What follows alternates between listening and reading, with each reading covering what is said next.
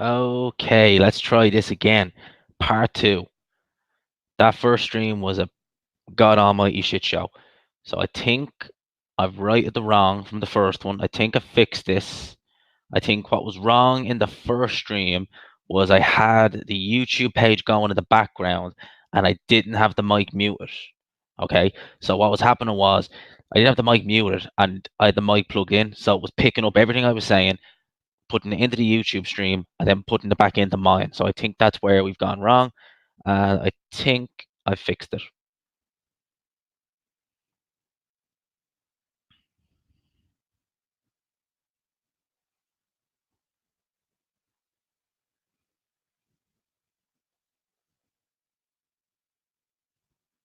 Yeah, I just stayed quiet there for a second because what I have now is I have my phone with YouTube on it, my other headphone plugged in. So I've only got one headphone in, so I'm listening back. Seems all good. Seems fine.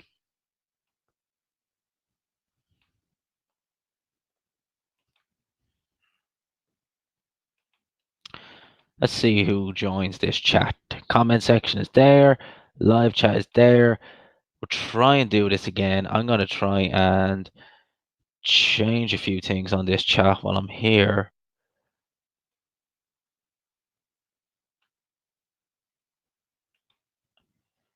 Because I jumped straight into this. The last one I let go for like 15 minutes before I decided to actually take it off private and put it public, which was not a good idea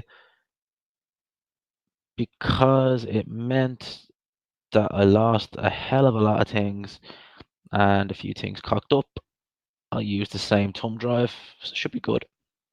Let's wait until a few more people join. We're up to 6 now. There we go. Niall O'Connor, there we go. What's up? G Whizzle. I thought it was G Baby.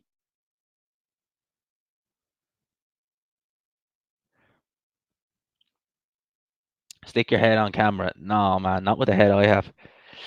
Not with the head I have. I might be on camera tomorrow if you heard what Pascal was saying in the gym today. Spike wanted me to do a call out. Want me to call out KSI and Logan Paul?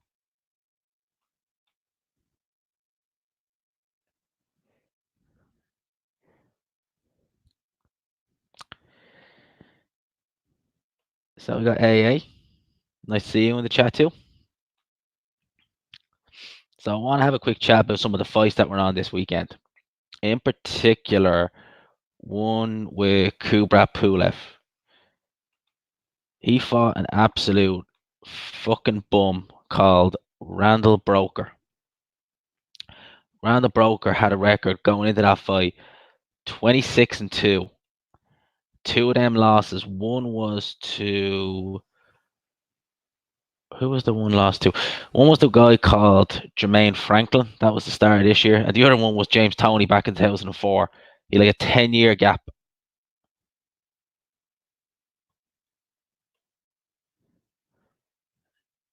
Between fight, a 10-year gap between fights.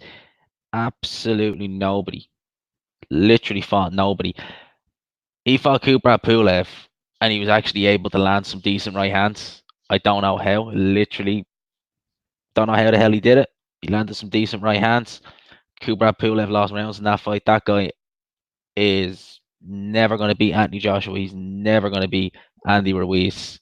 I I don't know what that guy is doing with himself these days.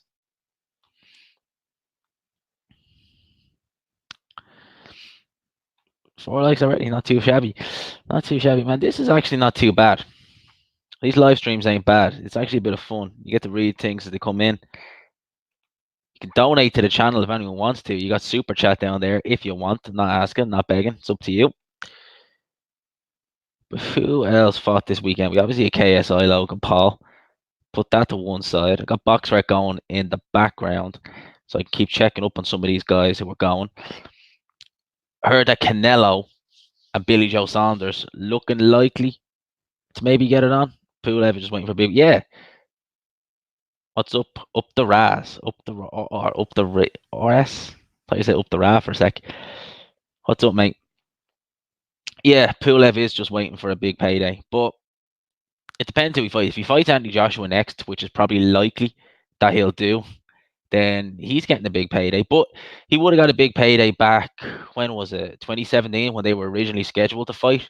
He was guaranteed a couple of million, I think like 5 million. Carlos Takam ended up taking that payday.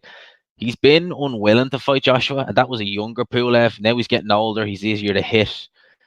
He's got all these, issues with Jenny Sushi. I don't know whether that's been resolved or not. And yeah, I don't know what's up with this guy.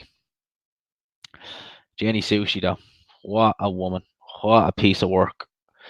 For those who don't know how she got that name, you actually look her up. I think it's obviously not her real name, Jenny Sushi, but what she's famous for and why she's called that is because she's a model who poses naked, butt naked, covered in sushi. And look that up, it's a fact. That's what Jenny Sushi's famous for. And yeah, that woman is, yeah. Do you think Pulev faked an injury instead of that payday? I don't know. I don't know. No. You wouldn't win or lose against Anthony Joshua. You're getting the biggest payday of your career. Look at Charles Martin. Look at Charles Martin. He came in there. He knew he had so much money, and he was just down before he. What was it? John Fury said he was looking for the floor before the bell went. I mean, the guy had never made a bit of money in his life. He got like 6 million quid or something like that for that. So he was happy as Larry to just say, "Here's my title, take it, go, fuck you, see you, bye." That was Charles Martin. Kubrat Pulev, win or lose, probably would have lost the Anthony Joshua fight. You're getting a massive, massive payday, regardless. And you can still, here's the thing, he could have still gone back to Bulgaria a hero. How about Jason Quigley versus Spike, both with Golden Boy, you reckon? Spike's at 154 pounds now. So I don't know whether he'd fight Jason Quigley. And I think Jay Quigley and Spike are actually quite good mates. Well, I wouldn't say good mates, but I know they're mates. So I can't see that fight happening anytime soon. So I doubt that fight would happen. Jay Quigley versus Spike. Yeah, I don't know. That Jay Quigley, that loss he had to Torino Johnson, or whatever the guy's name was, that was bad. Like, that guy is old. Like, he's old. And, he fought Derevchenko a couple of years ago, and he looked like washed up then. So that loss Jay Quigley had. To be fair to Jay Quigley, he should never have been with Dominic Ingle. That guy is good for a certain type of fighter. Jay Quigley and Dominic Ingle, they do not fit. So he's with Andy Lee now. Who's Jay training with now? Is Andy Lee? Yeah, he's training with Andy Lee. Andy Lee's not a bad trainer. His prospect, so we call him Paddy Donovan, is out this Friday. He looks all right. Paddy Donovan, although I do think, I watched his fight back, his pro debut. That guy he fought took a dive. I think, Niall, you said it to me as well, that they done like a kind of close up of him while he was getting the oxygen. It looked like he was laughing while he was getting the oxygen. So yeah, I don't see. I don't. That was definitely a dive in that fight. But apart from that, he still looks decent. Like, he's not a bad fighter, Paddy Donovan. So it'll be interesting to see how he goes. Obviously, Jay Quigley and Andy Lee. I think it's on like a fight by fight, but I think they're just seeing how it goes now. Before they try anything new. But so far, it seems pretty good. Is there any really exciting fights that might happen? I don't think there is. I wouldn't mind seeing Billy Joe versus Canelo. To me, that's an exciting fight, just because I still think Canelo will win that fight. But just to me, it'd be exciting because I think Billy Joe can cause him some problems. I reckon that fight be at 168 pounds for Billy Joe's title. Can't see it. Why would it be at middleweight? What does Billy Joe? All right, Billy Joe has something to gain, but what's Canelo have to gain fighting Billy Joe at middleweight? He's obviously going to fight him at super middleweight. So yeah, definitely see him, Billy Joe. Not going to happen. You never know. You never know. He's with his own. Canelo's with his own. Different promoters. Yeah, but they've made fights before, so who knows? They made Danny Jacobs versus Canelo. They made Rocky Fielding versus Canelo. So who knows? Who knows what might happen? I do think more likely we're going to see Triple G with the trilogy. Maybe at 168 or maybe at 160. Who knows? But I think that's more likely. I still wouldn't mind seeing Billy Joe. I want to see Billy Joe versus Andre. That's what I want to see. I really want to see Billy Joe versus Demetrius Andre. That's the fight. I was pissed off that we didn't get a chance to see that. And yeah, I really wanted to see Demetrius Andre versus Billy Joe. Still think we can get it, but I don't know. Has it lost a bit of appeal? Because, man, I was so hyped for that fight. Demetrius Andre is a fighter I really rate. Always rated him, and I think he's had patches of inactivity. He's had fights like the Jack Culcay fight where he's not looked good, but he's been in an alien environment. He even that fight, for those who don't know, was renegotiated originally. I think that was meant to be 2016, and it was only in Germany. They didn't want it in Germany, and they ended up, pulling out. They obviously got the fight made again, and Obviously, they went to Germany, and Andre didn't look good. And he fought a guy, Willie Nelson, the fight before that, and he looked unreal in that fight. And that was against a 6'3" Willie Nelson, a big 6'3". Don't see many of them at light middleweight. That puffy guy from the zone, they want GGG next. I think, yeah, I think they're gonna fight GG next, Canelo. That's what I reckon. I can't see him staying in light heavyweight. I just can't see it. Kovalev, a long reigning light heavyweight champion, great name on your resume, but near the end of his career, I think Billy Jack at this one will catch up to him. Yeah, well, it might. I mean, Dominic Ingle, when he first started training Billy Joe for the Willie Monroe fight, I think it was, he even said it that Billy Joe probably could still make 154 pounds. He was always really a 154-pound fighter, but he was just routinely blown up to about 16 stone. I mean, you saw the videos of him running, or the pictures of him running prior to, was it Akabov, the guy he fought? Was that the guy's name? And yeah, he was like 16 stone, cutting from 16 stone down to 160. And even in the ring, he didn't look in the greatest of shape. That's why he was so flat. Billy Joe, certain fighters can get away with it, but eventually it will catch up to you. And I think that someone like a Billy Joe, who's only just hit 30, GGG later at the end of Canelo's legacy. Yeah, maybe. I don't know. I think May time, probably going to get the trilogy. I think, but you never know. They could go in a different direction. I mean, the Rocky Fielding fight took me by surprise, to say the least. I know Fielding's, not that good. He's actually out this Friday. I'll be watching that just to see. I know Fielding's nothing to write home about, but he's still, massively bigger than Canelo. So that took me by surprise. And Canelo never fought. He fought at 164 against Chavez Jr., but I thought that was as high as he'd ever go. I didn't think he'd go any higher than that. So, yeah, that kind of took me by surprise. Jacobs fight, not really. And, obviously the Kovalev fight, when I heard them mentioning that, I kind of thought, you know what, we'll see how he looks against Anthony Yarde. And once we kind of saw how bad he looked against Yarde, I was like, yeah, Canelo will take that fight. He's ready for the take, especially with such a quick turnaround. The guy was in a hard fight in his mid-30s. A turnaround like that is way too quick. You can get away with that if you're blowing guys out in 2 or 3 rounds and you're in your mid-30s. You can get away with that because you're not really taking many shots. But someone who's had a hard fight like that, hell no. That is just not good. That is not good. So, I'm liking these live streams so far. I had such a job because I tried to do this yesterday and I had the exact same problem where I was doing, I would do this live stream on private, see how it goes, and I was listening back to it and I was getting so much background noise and I couldn't understand why it was repeating itself. And I only figured it out that was because I had the 2 streams going at the one time. They were just overlapping on one another. And when I done the first live stream earlier, that was a big shit show because I had it private for about 15 minutes and then I started it. And sure, it was fucked by the time I already started it. So this one's nice. This one's cool. Have the chat there. Once I hit 1,000 subscribers, you'd be surprised when you hit 1K how quick the channel grows. Yarde said Kovalev was tough as heck. Yeah, Yarde done very well against Kovalev. He was tough, but I do think that I think that a lot of steam went off of Yarde's punches by the time he kind of got there. Just watched a documentary about Ike Ibeabuchi from years back.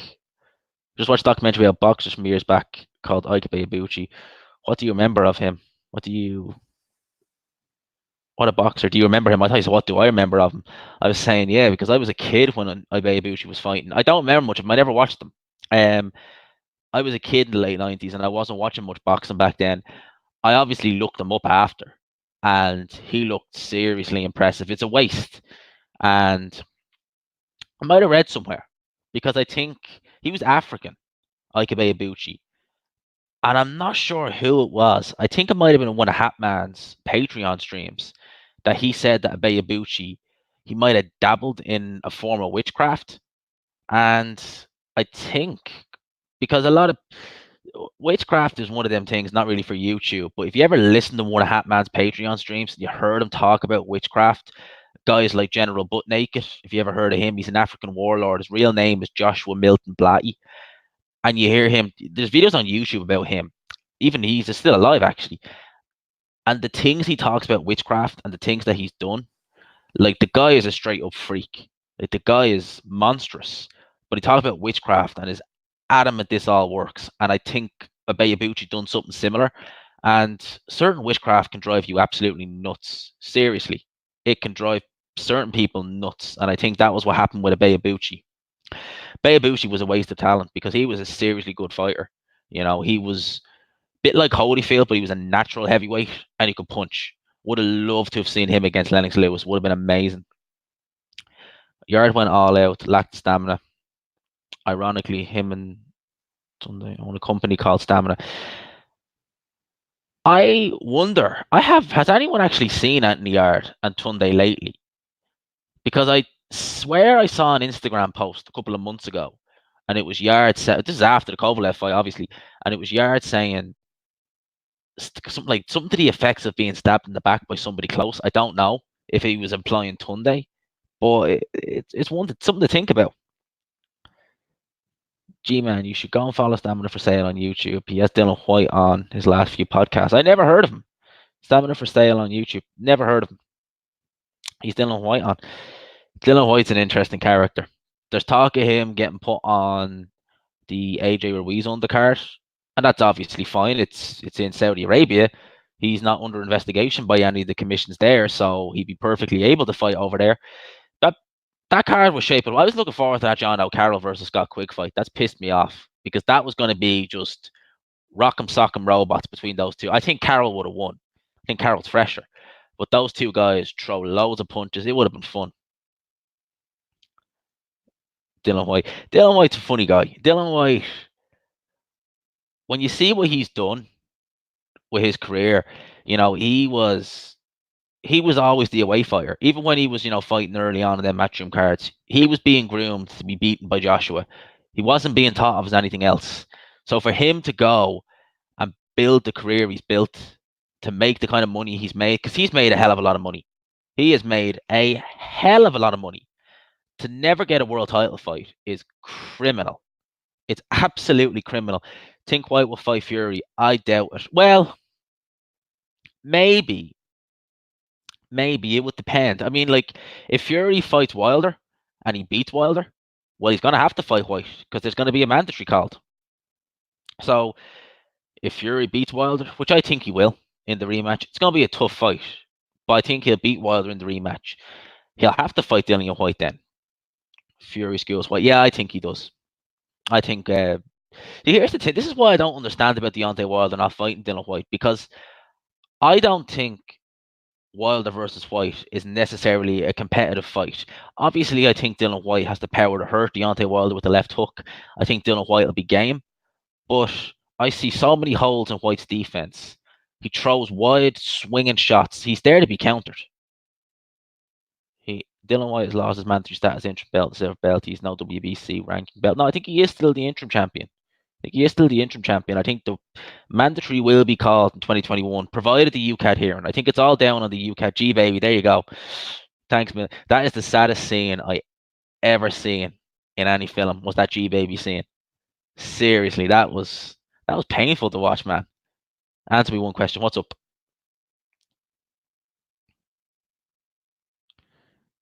So, what's the question you want me to answer?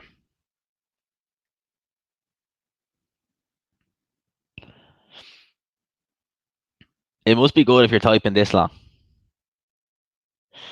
So I'll let you type that and I'll say White beats Wilder. No, don't think so. Doubt that. Can't see White beating Deontay Wilder. What's my favorite sexual position? Oh man. Doggy from the back. Or missionary. Fucking hell, man. You'll get this video demonetized. That's what'll happen. Because YouTube, they won't. Oh, you'll get this video fucking monetized then. Missionary or doggy from the back? I'll answer that question. I'll call it simple. I'll just stick to simple as missionary position. Thanks for that. That's got to be Mark, LOL. Sounds like something he'd say, all right, actually. So yeah, back to the boxing. Yeah, I definitely think that Deontay Wilder beats Dillian White. Fucking hell, man. Yeah, I do make money from this. Well, I make fuck all money from it, but I do make a little bit. And if you actually look at the bottom of the screen, you'll see the super chat icon, which is like the dollar sign. You can actually donate to the chat. I'm not asking for donations, by the way, so don't have someone come out here and say, "Oh, GMA's asked for donations." No, you donate if you want to. It's up to yourself. I'm not begging for it, but you can donate to the chat. You can donate to the channel, and Coogan bends legs. Fucking hell. But yeah, you can donate to the channel if you want to, and just the videos make it. I'll tell you exactly, because I have my estimated revenue. So I hit 1,000 subscribers about 2 weeks ago, and the videos have already made me 27 quid, which is not bad. You can't live on it, but it's not bad. Pocket money. Think we'll ever see Floyd Mayweather? I doubt it. He'll fight somebody like a Mayweather or McGregor again, or do an exhibition. But in terms of him fighting anybody meaningful, I can't see Floyd Mayweather ever fighting again. Best jab in boxing currently. Best jab. Thanks a mil, mate. You didn't have to donate anything. I'm just saying it's there, but you don't have to donate if you want. Thanks a mil, mate. Seriously, I don't. Like I said, I'm not expecting anything. Fucking hell, man. Thanks a mil for that. That is fucking crazy. Where's this chat gone? There we go. Yeah, best jab in boxing. Oh boy. Golovkin does have a good jab, but it's not like a Klitschko jab. It's not like a Klitschko jab. I'm trying to think off the top of my head because who has the best jab in boxing? Oh boy, Kovalev jabs a lot, but it's not really a ton. I suppose it's hard enough. Like when he wants to step into it, he can. But in terms of a hard, stiff jab, Jesus Christ, who has the best jab in boxing? That is a good question. I actually tell you, Dubois' jab is underrated. Dubois has a pretty decent jab. I'm not going to say it's the best jab in boxing, but it's a decent jab. I think Inoue has a pretty decent jab as well. We saw him use that a lot in the Nair fight. Um, Best jab, Jesus Christ. Usyk's got a decent enough jab. I'd go if I had to pick now, I would say probably Golovkin, but it's not a Larry Holmes type jab or anything like that. It's a decent jab. Kubrat Pulev, there we go. Actually, that's probably the best jab in boxing. Now, Kubrat Pulev, someone commented down there. Yeah, Kubrat Pulev, his jab is better than his straight right. Golovkin, yeah, Golovkin's jab is good. He does use the good effect, but I think in terms of just pound for pound, Kubrat Pulev's jab, it's stiff, it's thudding. He landed one in the second round against Hughie Fury. We saw what happened. Hughie Fury did not like that. Open a cut straight away. So I definitely think that probably is Kubrat Pulev. I'd have Golovkin second though. Golovkin's probably second in terms of like who has the best jab. I'm missing out on some of these chats. G-Man, did you ever see Umar pissed out of his head on half interviews over the weekend? No, I didn't. I didn't see that. Umar, IFL Umar. He's actually a decent interviewer, to be fair. Umar is. I miss James Helder on IFL. It's a shame. I like James Helder. He's a bit simple, but he was fun. He was funny. White beats Joyce. Yeah, White. Joyce and White be actually a decent fight. I think Wilder smashes White with one punch. Yeah, that's exactly what I think. That's literally what I think. I think that White is there to be countered. I think the speed of Wilder, it'd be more competitive than the Brazil fight, but I just don't see. I'm sure White has the power to beat Deontay Wilder, but I just don't see how he could. And that's one of the reasons why I don't understand why this fight hasn't happened sooner, because I think that Wilder would win that fight. Like, you just beat him, get it over with, and then just take it from there. That's why I'm surprised. I just don't understand why he hasn't taken that fight yet. And there's money there. And if you had it in the UK, you're going to get some, especially if you go to the. Imagine Deontay Wilder took that fight in the O2 and dealt with Dylan White in clinical fashion, better than Anthony Joshua did. Just think what the casuals would think of that. The casuals would have a field day with it. What else do we have here? Joe Joyce is a tank. He's a juggernaut. That's Rocky Field and has the best jab. Definitely not. Read some of these. Yeah. Ward had an underrated jab. He really did. Ward was naturally left-handed. So he was a natural southpaw. He just converted to orthodox. So his jab was like a piston. Really was. It was a really solid jab. What was my fight of the year? Do you know what? And it's not a fight that has been on these World Boxing Super Series or anything like that, World Series of Boxing. The best fight I've seen this year, seriously, Niall, you do have a hard ass jab. You know, you weren't even throwing that hard in sparring, and that was I felt how heavy that was. Your jab is actually decent. I'll give you that. You have a hard ass. You're just you're heavy handed. Like the snap on your shots is unreal, and you're not even trying to throw hard, and the snap on them is unreal. Fight of the year, I would actually say, just from an entertainment standpoint, and just kind of, we knew what was happening, but it was still entertaining. It was Paddy Barnes when he fought Jay Harris. That was fun. Like that fight, even though we knew, like from the opening bell, Paddy Barnes was probably in over his head, it was still fun to watch. Like that fight was fun. Like it's on IFL, you can still watch. Just go back and watch it. It was just for 5 rounds. I was just excited. I just thought this is fun to watch. So that would be, maybe it's not the greatest fight of the year, but that's, to me, that's the best fight I've seen so far this year. And just in terms of just sheer fun and just enjoyment, I really enjoyed that fight. So if you're talking about second fight, definitely Inoue versus Donaire. I mean, Donaire,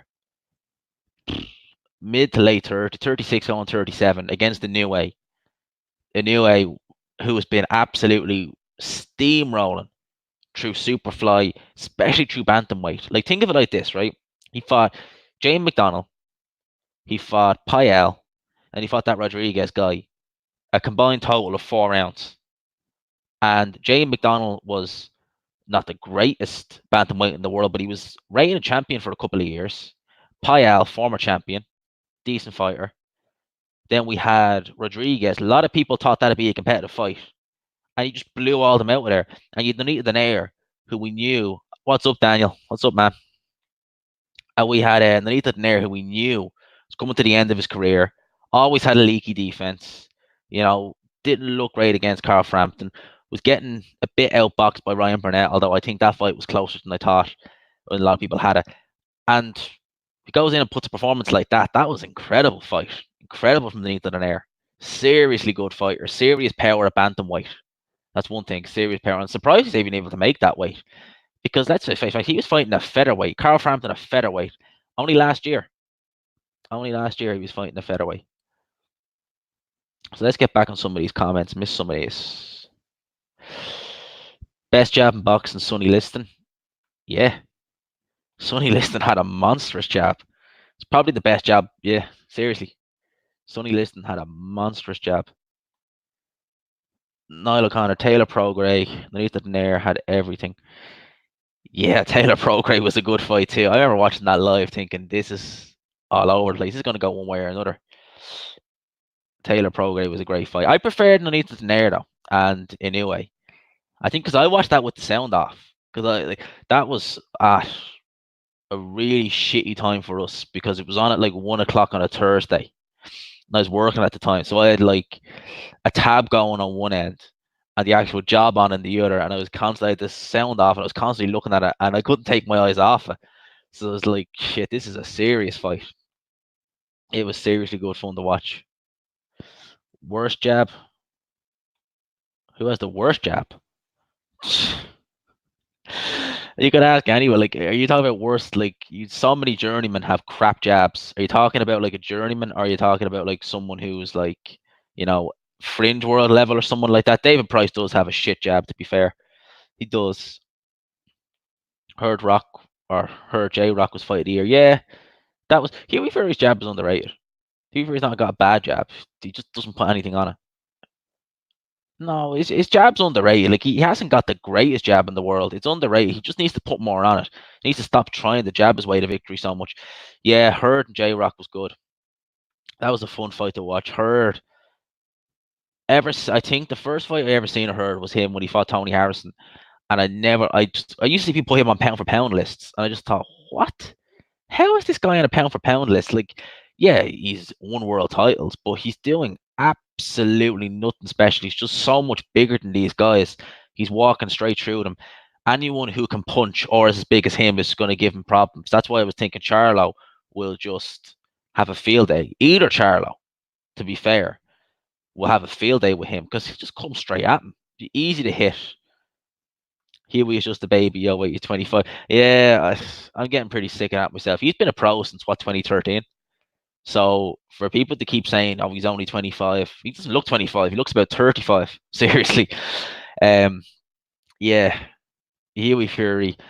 See, he does these kind of things where he fights someone like a Sam Peter who was shot to pieces over the hill, and then he goes straight in there at the deep end against someone like a Povetkin, who, let's face facts, Povetkin's not the Povetkin of old, but he's still a decent fighter. Like, Povetkin would still give a lot of. Povetkin would beat up someone like a Takam. Povetkin would give a lot. I know he's already beat Takam, but still, he'd still beat him. Biggest Mickey you've seen in the Celtic Warriors dressing room. Fuck off, man. Fuck, I'm not even gonna answer that, man. Biggest Mickey you've seen in the Celtic Warriors dressing room. Yeah, I ain't gonna answer that. I ain't gonna answer that, Dan. Peters ruined his son's career lately. I think Huey needs to get rid of Peter. I think that he's got someone like a Peter is great for a Tyson because Tyson's just so erratic, so fiery. That Peter is great for a Tyson Fury, but for smallest. I was going to say something there. Now it's bad. Smallest, huh? Um, how about Spike? Yeah, we'll say Spike. Play this back to him and see what he says. Smallest there. We'll say Spike. But yeah, I think Huey's not a fiery character. So for Huey Fury, he needs someone who's a bit more kind of get up in your face. Maybe not someone as fiery as a John Fury, Niall O'Connor. I'll leave it at that. Dan, you can. I'll leave it at that. Yeah. No, maybe he needs someone, maybe not as fiery as John, but he needs somebody fiery in that corner just to get the bit of life out of him. Because if you go watch that Povetkin fight, Povetkin was there for the taking. Povetkin was gassed after about 6 rounds. He was there for the taking and just, keep fighting. You're going to win this fight anyway. And he lost. He lost clearly. Tyson said he'll only fight in the UK. Doesn't like the US fans. Peter's banned from the US. Yeah, he is. Yeah. Yeah. I think that if it's a shame Fury got that cut because I think there's potential there for him in the UK because Joshua's lost. And if Joshua, I'm telling you now, if Joshua loses this rematch to Ruiz, if Fury doesn't fight in the US or in the UK again, then he's making a big mistake because think of the fans he's going to gain because there's going to be a hole with them casual fans. The casual fans need someone to cling to. Tyson Fury, unbeaten. If he beats Wilder, seriously, he might not be. He won't obviously get to the levels that Anthony Joshua got to. Definitely not. But he'll definitely grow massively compared to where he is. Do you think we'll have Huey Fury versus Dave Price? Oh, Jesus Christ. No, I hope not. Um, Huey Fury always seems to be reluctant to let his hands go against big punchers, regardless how far or how close they are to their prime. Look at him against Sam Peter. Sam Peter was so slow, so cumbersome. I'll never forget some Fury fanboy, and I'm assuming he was a Fury fanboy because he had Fury in his last name on the comment section, told me that Sam Peter was one of the top 5 pound for pound punchers in the sport today. And that was just, I didn't even reply. That was just such a stupid comment. As like the guy was as slow as anything. You can see the punches coming a mile away. If that was a Dubois, that fight would not have gone. That fight would have probably not even gone around. Seriously. Daniel Dubois, I rate very highly. Really do rate him highly. David Price versus Fury. I mean, I don't really want to see that, to be honest with you. I think Pricey really needs to just get out of the sport now at this stage. He's 7 losses, 7 stoppages. Yeah. He says himself he needs to stop taking these fights on short notice. You know? He could have had that fight with Sean Turner against Big Sexy. We all wanted to see that. Big Sexy. He's in the Ultimate Fighter. And I know Niall O'Connor was in the chat. I think me and you are both in agreement that Sakalowski's going to win that. Sakalowski is a hell of a fighter. For a journeyman, that guy is a hell of a fighter. So let's see. Let's see some of these other ones. Spence Porter was great. Yeah, it was. It's a hell of a fight. Derevchenko versus GGG. Yeah, that was a hell of a fight too. What do you think of Fury going to WWE and now saying he's going to do MMA? The WWE thing was a good idea because loads and loads and loads of people watch WWE in America. That's where he's trying to build his career. So for him to go on a WWE show, go on a pay per view, and he was obviously going to get the win. He was always going to get the win. That's going to do him no harm. So it's good for him in terms of him in MMA. I don't think that's a very good idea personally. Um, he'd be good standing up, but the minute he gets taken down, he is fucked. That's what I think about Fury in MMA. What else did we have this weekend? Who else did we have fighting? I already talked about Kubrat Pulev fighting. We also had Herring fight, Jamel Herring. He's come from seemingly out of nowhere, that guy. Because I remember he was losing by stoppage a couple of years ago. And he looked dead and buried for all the world. He's come back and he's reignited his career. Won a WBO title. If I ever catch you looking at my Mickey, I'll spit you away, gee, man. I'll never look at your Mickey, mate. Don't worry about that. He would just make it a 30. Yeah. I ain't gonna look at your Mickey, man. Don't worry about that. No fear. No fear, mate. So I want to go back onto BoxRec. I have this tab opened. I want to see actually about Billy Joe's fight and what you guys thought of Billy Joe and Devin Haney, because I think a lot of people were pretty not happy with Devin Haney and Billy Joe on this card, because I said in my post fight that these guys who were at these fights, the fans anyway, they weren't your average fans, obviously. They were casuals, but these guys were super casuals. Like these people probably didn't know anything about boxing. Like at least with some casuals, they know one or two things, but these guys just knew fuck all. And Billy Joe against that Marcelo Esteban guy, he didn't look good.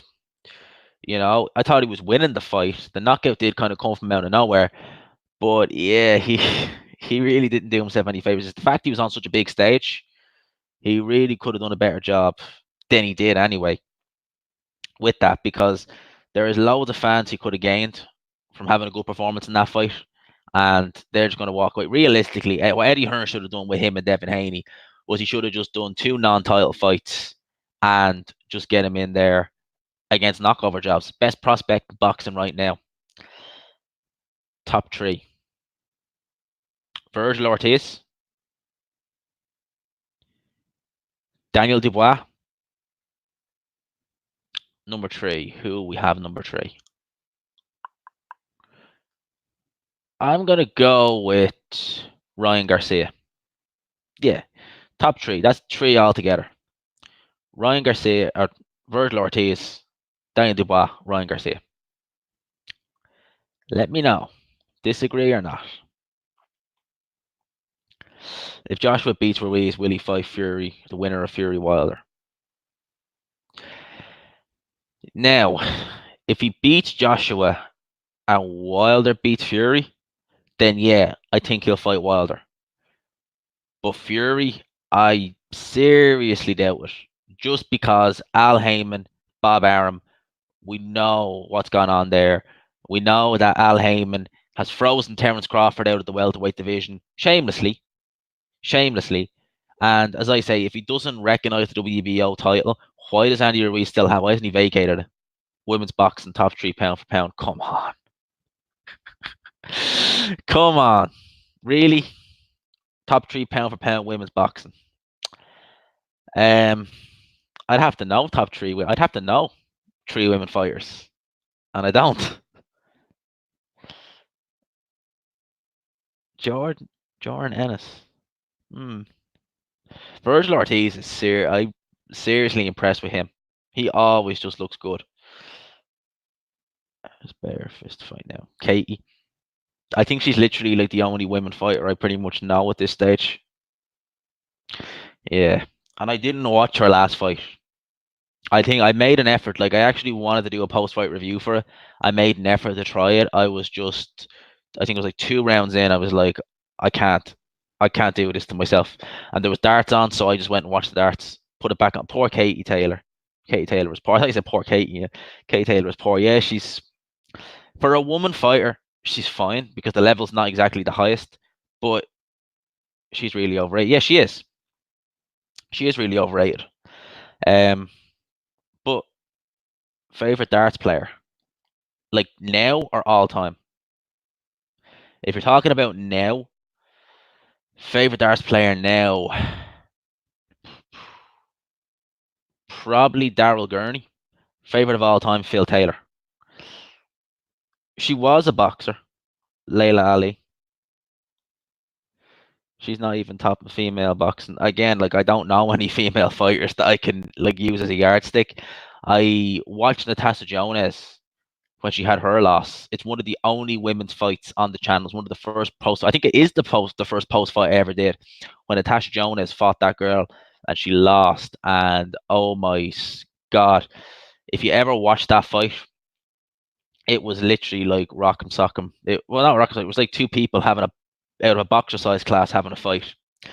Niall and Dan, do you remember the women's fights that were on down in Cork? We had the little blonde one against the old one. Like literally, it looked like someone fighting their mom. Like the woman she was fighting had to be about 50. Seriously, she had to be Vimney Ovenoff. That was the name. She had to be about 50. And then we had the really rough looking one. I forget her name. I forget her name. We had the really rough looking one fighting that little fine thing from that. She was shy. She couldn't box, but she looked like a ring girl. They were the two fights we had to endure when we were down in Cork. At that, they were shit shows. They were not fun. Vivian Obanoff, yeah, that was the one. Yeah, that was. The ironic thing was, if you have watched that fight, Vivian Ovanoff against Natasha Jonas, the swings she was doing were so easily telegraphed. Jonas just kept walking straight into them. They were just anyone could have seen them shots coming, and Natasha Jonas just walked straight into every one of them. And she was swinging like KSI was the weekend. That was how bad it was. And I was thinking, how are you getting hit by these shots? Like I know my defense isn't great, but I was thinking, how are you still? She's swinging for the fences. You're just walking straight into them. So it's one of the only. I think I actually have a Katie Taylor post fight review on the channel. What's up, Timmy? I think I actually have a Katie Taylor post fight review on the channel, and that's the only one. So I've two female boxer fights in the channel, and I'm just not interested in it. So that's why I don't cover it. I don't know any of these fighters. I don't cover it. Do you know Jordan Ennis? No, but I'm gonna look him up on BoxRec. So let's see, Jordan Ennis, Boots Ennis. This the guy here, 24-0, 22 knockouts. That's impressive. Welterweight, 22 years old. Who has he fought? He's no real names that I recognize here. Armando Alvarez. No, I was gonna say, is he related to one of the Alvarez brothers, but I doubt it. BoxRec looks impressive enough. Like 24-0, 22 knockouts ain't bad. 5'10", 74-inch reach, 22 years old. Not a bad record. Who is he promoted by? Dimitri Salita. It looks like here because he's fought on a Dimitri Salita card. Dimitri Salita is not one of the more well-known promoters out there. He's fought on a Dimitri Salita card. Yeah. I'll have to go and look this guy up on YouTube because I haven't seen any of them. But with a record like that, it's an interesting one. Might be fun. Definitely have to have a look at him. Have you ever seen bare knuckle? Yeah, I have. It's fucked up. I wouldn't want to do it. That looks fucked up. I saw Lobov when he fought the fight before Malignaggi. I saw that, and yeah, that was messed up. Both guys were fucked. You know, I wouldn't want to do that seriously. And Malignaggi, he got beat by Lobov.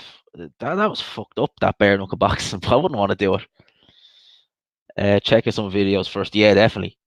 I want to go. Estrada. Estrada. That's a female fight.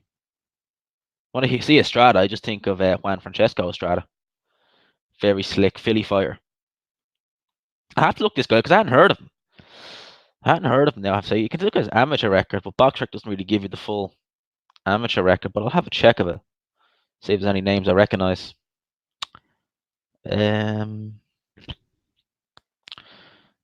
Not really any names on his amateur record that I recognize. But to be fair, BoxRec only gives you like a handful. Doesn't give you the full like blow by blow. Like we know Sean Porter beat Usyk in the amateur, but that's not listed on BoxRec because that was years ago. Definitely gonna have to keep an eye out on this guy. A record like that just looked good, and I don't know, he's gone under the radar. I haven't heard of him, but I have to go and look this guy up.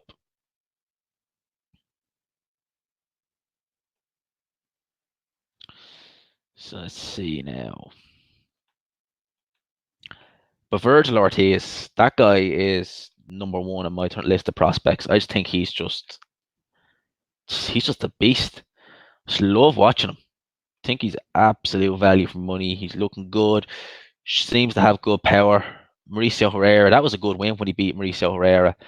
And yeah, he just seems to be going from strength to strength. So Virgil Ortiz, I just like Ryan Garcia. I think that he's definitely got potential, Garcia. What's your opinion on Shannon Courtney? LOL. I don't have much of an opinion on Shannon Courtney. There's so many of these female fighters on some of these matchroom shows that I just don't. I just don't know. I'll have a look. I probably need to know what she looks like because I know there's a female. Oh my god. Jesus Christ.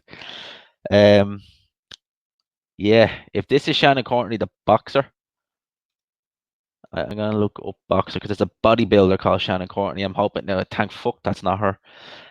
Yeah, she's not a bad looking girl, but I'm not gonna say I'm gonna be rushing to watch her fight. Courtney versus Briggs. Don't think so. I probably don't want to see that fight. Not likely. Not likely. What do you think of James the Beast Wilson? Jesus. What do I think of James the Beast Wilson? Yeah, he is huge for a heavyweight in terms of his body size. He's just a pumped up cruiserweight. He had a draw in his last fight. I'm nearly sure James Wilson had a draw in his last fight against someone who wasn't actually probably that good.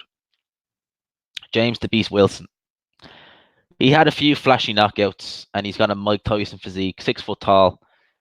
Yeah, he had a draw against the guy who was 13-20, majority draw. That was back in March. The guy was 13-20, stopped. He's 21 now, so he's lost since then. Sorry, stopped 10 times from Mexico. Stopped in his last fight. Then he had to draw at Wilson. So yeah, James Wilson. He's eye candy, definitely, but he's in terms of fighter, he's nothing to write home about. Do you see the joke said about Frank Warren? No, I didn't see the press conference yet. I didn't see it. What do you people think of Tommy Fury? Yeah, James Wilson. A few flashy knockouts, but in terms of anything major, I wouldn't. If he was a cruiserweight, different story. He might be useful, but he's way too small for everyone. He's too pumped up full of weight. He's like 250. That's all muscle. I did see that Tommy Fury called out KSI. Of course he did. So a YouTube star versus a reality star. That's the next thing. That is the next thing. KSI. That was a funny fight. Like that fight was funny. It really was. I didn't really see what the problem was with it. I saw some people say like, "Oh, it was bad boxing." Like it was fun. It was a laugh. I enjoyed it. Like boxing is an entertainment sport as well. You go there to be entertained, and I watched that fight. I didn't watch it live. I watched it the next day, and I was still entertained, even though I knew the result. I said, "This is still a fun fight to watch." I enjoyed it. Like that's the whole reason why we watch boxing, as well as to see, skill on play, obviously. But sometimes it's just nice to see an entertaining fight. Like that's why I said Paddy Barnes and Jay Harris was such a good fight, because the two guys were British level fringe at this stage. Paddy Barnes, unfortunately, it was still a fun fight to watch. Like it was good. There was loads of punches being thrown. There was guys getting hurt. There was cuts. That's what you can have boxing entertain a fight at all levels. It doesn't have to be just the big fights. What happens if what happens to Fury if Wilder KOs him in the rematch and vice versa if Fury beats Wilder? Well, he was nearly KO'd in the first fight and he done well to get up. So would it look Wilder Fury is going to be a close fight regardless because with Fury the reflexes still aren't quite there, and I don't think he's ever going to quite be at where he was when he fought Klitschko. So the reflexes from Fury aren't quite there, and I think that he is susceptible to getting caught with a right hand. He is. He needs to be on his guard. He let his guard down to 12 rounds and he nearly paid for it. In terms of Wilder, Wilder can get outboxed. We know that. And if Fury can stay disciplined and keep his defense tight, which is not always the easiest, especially someone with Wilder who's so fast, then he can win. So I think either guy can win. I lean towards Fury in this rematch. I picked Wilder the first time around because I thought Fury would be nowhere near ready. I was wrong. He was maybe not fully ready, but he was close enough to it. So I definitely think that it's a good. To be honest with you, it's good. It's a good fight. If Fury gets knocked out by Wilder, it's not the end of the world. And if Wilder loses to Fury, again, vice versa, it's not the end of the world. A lot of great heavyweights have lost. And I'm sure both these guys will lose. More than likely, I'd be shocked if neither one of them loses before it's all said and done. Maybe Fury, because if he beats Wilder, I'd say he probably will only have a couple more fights and call it quits. Probably won't lose. Depends who he fights. So maybe Fury, but I think Wilder will lose eventually. As I say, I hate him. He's a great fighter. I love watching Wilder. Absolutely love watching him. But he all these fighters will lose eventually.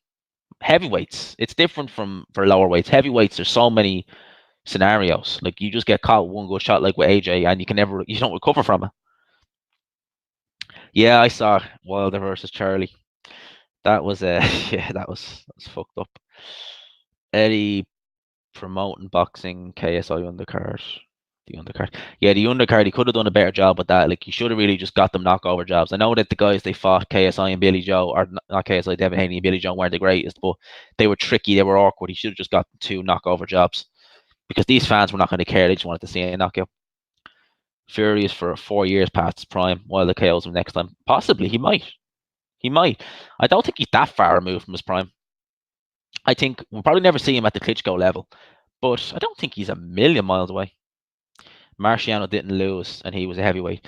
Yeah, he didn't lose, but he was not fighting the cream of the crop ahead. Well, he was fighting the best there was, but they weren't the best. He was fighting old Joe Walcott, an old Ezra Charles, an old Joe Lewis, an old Archie Moore.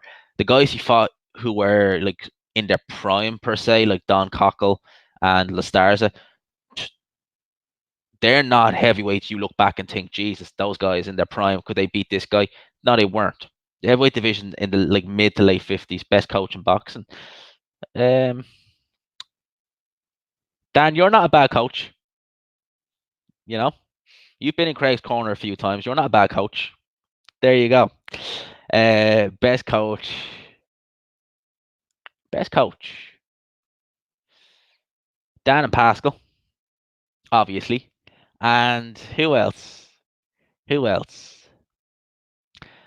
I think Virgil Hunter is a great coach. Ronnie Shields, such an underrated coach. Ronnie Shields is a great coach. Look what he's done to the Charlos and Landy Lara. I think Ronnie Shields gets really underappreciated. Ronnie Shields is a great coach. But yeah, back to Marciano. Marciano fought in such a weak era of the heavyweights. And like, if you took Marciano and put him today, he'd probably be a light heavyweight / super middleweight.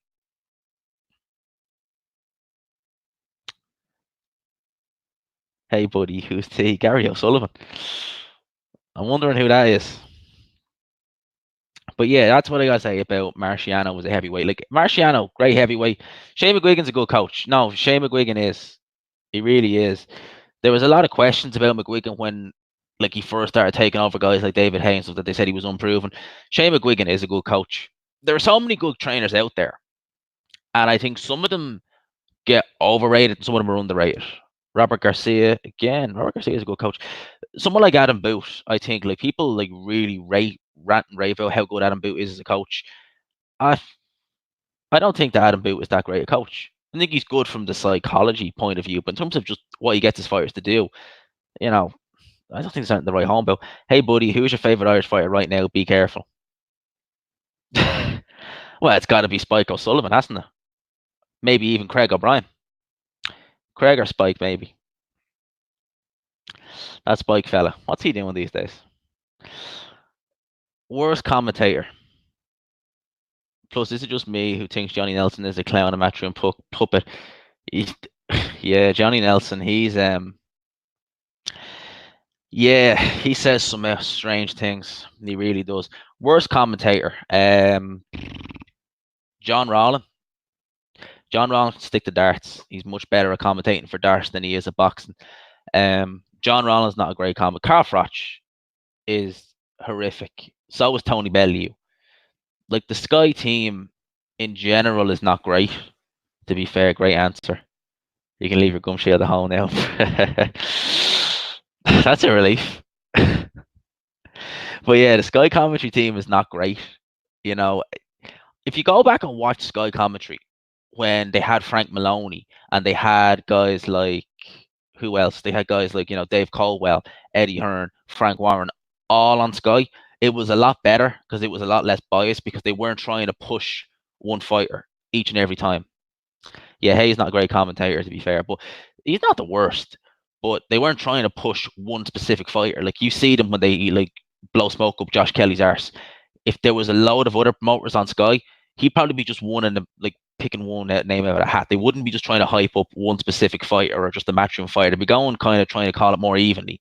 Because you'll notice that when you watch old commentary on Sky, they were a lot more even. Let's say the team was a bit better as well, to be fair.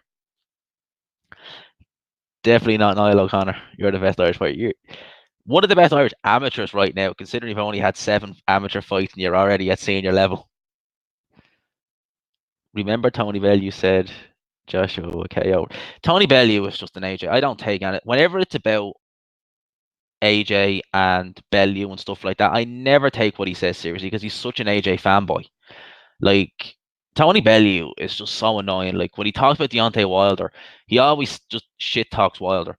But yet, the minute he met him, he was like, "Oh, I won't fight that guy." How's my career going?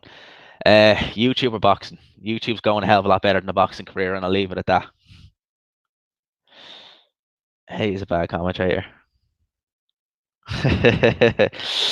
Yeah, I didn't catch your fight last Friday, Dan, actually. It's shitty because I actually had fun the few times I was up there. I think was it the fight where the referee was kind of breaking you up? That was fun. That was a fun fight. And Pascal was saying even Tony Davitt was giving you a round of applause. I'm telling you, man, he wants to sign you. He's going to try and get you to go. Or Tony Davitt want to train you. Moving the pads at 2 miles an hour. Bellew was the first person to throw a Reese. And much appreciated. Much appreciated, Spike. Bellew was the first person to throw. Yeah, but watch what happens if AJ beats Ruiz. He'll be the first person to say, I told you so. I told you AJ is this. Yeah, Tony Bellew, when he's just so pro AJ, it's just not even funny. And like he's saying, Fury's number 1, unless AJ beats Ruiz. Yeah, whenever it comes to Bellew and kind of Sky and this, that, and the other, I just don't take on it. And he says seriously, because he's just. It's not that Sky don't try and not. They don't try and hide their bias, but I do think that sometimes they don't try and make it so obvious. Whereas Bellew, it's out there. You just know he's just. Bellew was actually a run-of-the-mill world champion. He fought Makabu. To be fair, in hindsight, what Makabu's done since then, it makes that win look a hell of a lot better because Makabu's beaten Kudryashov big. That was a fun fight, and he beat that other Russian guy whose name I can't remember. So what Makabu's done lately is making that Bellew win look a lot better. To be fair, BJ Flores, obviously, BJ Flores never the greatest, and then he fought the 2 Hay fights. Now, his mandatory at the time was Briedis before the Hay fight, so that would have been real interesting to see what would have happened if he fought Briedis. Because that Briedis, as we know, good fighter, but breaks a few rules, can have hit and miss performances. So Briedis would have been fun to see how he would have done against Bellew, but we never got a chance to see that fight. I think they were even looking to make that fight because if you go back and watch the BJ Flores undercard, they had Briedis on the undercard against Simon Vallily because they were getting ready for that fight. You're doing better in the gym than on here. Coming out with the comments like Danielson got fired last week. Yeah. I wish I'd seen that fight because I heard it was fight of the night. I wish I'd seen that. But yeah, Bellew wasn't a bad champion. Like I said, in hindsight of what he done with McCabe, and McCabe win was good. He got up off the floor, and he laid McCabe out. Look what McCabe's done since. But yeah, these live streams are fun. Like I said, I already made £5. The easiest £5 I ever made was doing this live stream from the super chat down the bottom. Like, thanks a million. Like I said, I'm not even asking for donations on this channel. The videos make a little bit of money on the side, but to be able to actually get this chat actually making something that's not too shabby, it's actually fun. So I have to start doing more of these because now I know where I was going wrong the first time with leaving two chats going and leaving the mic like unmuted. So now it's a hell of a lot better. Can versus Pac. Who do you think will win? Pac-Man, definitely. Definitely. I think that Amir Khan, like, would you pick him? Would you pick Virgil Ortiz over Amir Khan at this stage? Seriously. Did I hear? No, I didn't hear him call Crawler an all-time British great. Crawler, overachiever to say the least. Done great things, to win a world title. Obviously, you have to have some level of skill, and to be like he was in prize fighter, he was losing to Derry Matthews, and to go from that to look, he didn't beat Jorge Linares, and it wasn't necessarily a close fight the first fight, but that was still a somewhat prime Jorge Linares, and he gave a very good account of himself against Jorge. And he was soundly beaten the second time, of course, but still, he was able to hang at world level. So it was a good career from Crawler, definitely. But an all-time great British, all-time great, definitely not. Definitely not. It would have been interesting to see how he would have done against Terry Flanagan, because Terry Flanagan had that one loss, and he literally took the Prograis fight, lost that, and then now he's on these MTK shows in 8-rounders. Khan should be Pac-Man's retirement fight. Yeah, we've heard so much about that fight over the years, so I don't think we'll ever see it. And I wouldn't mind seeing it. I think it'd be fun. Khan's always done well against Southpaws, but I think was it Freddie Roach who said that when they used to spar in the wildcard gym that Pacquiao put Khan down a few times. I well believe that. Amir Khan, his chin is something else. It really is. Like Vargas, that Samuel Vargas fight. Samuel Vargas don't even think is a noted puncher. Chris Algieri, go back and watch that first round against Algieri. He was hurt in that fight. He was hurt a couple of times in that fight. That was messed up. Best trilogy of fights in boxing. Gatti Ward. Gatti Ward has to be. I could watch those fights. I could watch all three of them. Just no problem. They're just amazing. Gatti Ward, I loved Arturo Gatti. He was just such value for money. Shame what happened to him. It's an absolute shame what happened to him. Because Gatti was just, when you see fighters have wars like that, you don't expect take all them punches. You don't expect them to have longevity. And Gatti just did. Like Ali Frazier was great too. Don't get me wrong, but Gatti Ward just had just something about it. And if you look at the first fight, a different referee, that fight was getting stopped. Seriously, Frank Cappuccino doing a hell of a job, but he can get away with letting that fight go on, because in that 9th round, Gatti was just getting battered near the end of that round by Ward. And fair play to Frank Cappuccino, let that fight go on. That was a hell of a fight. Hell of a fight. So that was that. We're nearly an hour on this. So I'm gonna do this. I'm gonna leave this live stream here. So I'm gonna call this quits. It's gonna stay on the channel, so you can still listen to this in audio form. I'm gonna call this quits here. I'm gonna leave it here. Niall, Spike, and Dan, I will see you in the gym tomorrow. I'll leave it here. Hope you enjoyed it. Might do a live stream tomorrow, but I'll definitely do another one before the end of the week. So hope you enjoyed it, and I'll talk to you after.